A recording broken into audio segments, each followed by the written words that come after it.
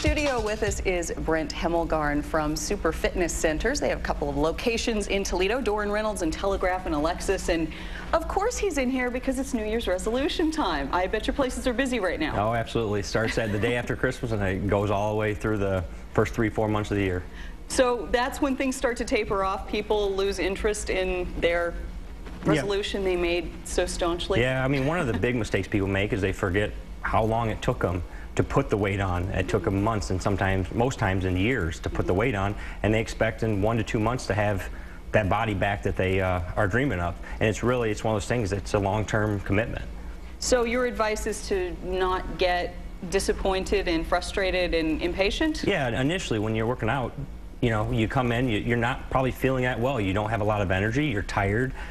Think of that as the positives. When you start getting the energy, you sleep better, and then the results follow that. And as you go, just continue to be committed to it. You don't have to do 7 days a week. Just make sure that it's a conscious effort to do 2 to 3 times a week. And if you do more, great. If you can't, that's understandable.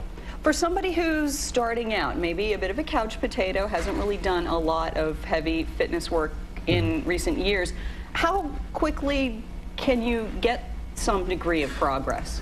Well, after a month, you're going to notice simple, small things. But what's amazing is we look at ourselves in the mirror daily. It's the other people in your life that are going to notice at 2 to 3 months. Wow, I really noticed you seem to be thinning out, or your clothes fit different, are you working out? So you can't just expect yourself to look in the mirror and see all these differences because we look at ourselves 24 hours a day. So that's one thing is, you know, a month to 2 months you'll start seeing progress. And years from now is when you see the long-term benefits to where your body actually changes. What do you tell beginners about soreness? Because that's one thing that can be discouraging for people if you say, oh, I don't feel good, I want to feel better, I work out, and then, ow, these muscles are hurting me.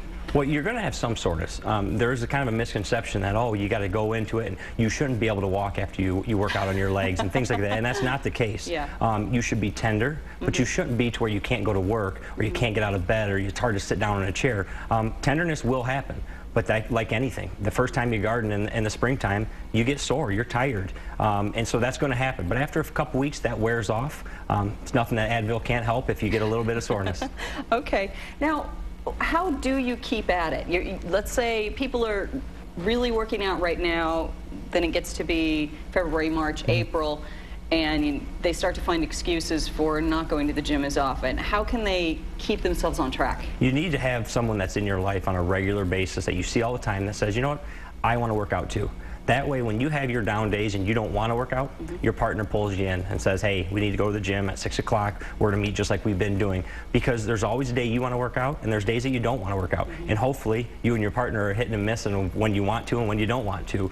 Therefore, you're more consistent. That's probably the best thing I advise is getting a friend, a relative, or especially a spouse is great. Okay, so peer pressure can be a good thing too, not just a bad thing. Right, absolutely. All right, Brent Hemmelgarn from Super Fitness, helping you to stick with your fitness resolutions. That's tonight's Talk Back.